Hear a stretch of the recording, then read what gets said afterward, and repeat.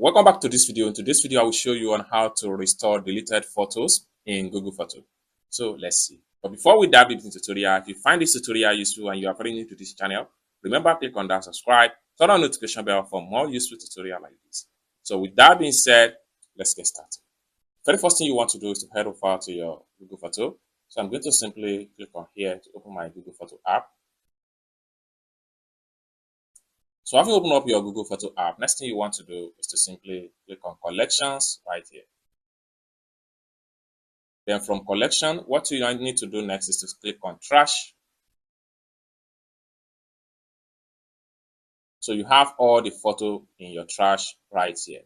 For you to restore any of the photo, simply select on the photo that you would like to restore. So I'm going to simply click on restore right here. In a few seconds, the photo will be restored back to your account.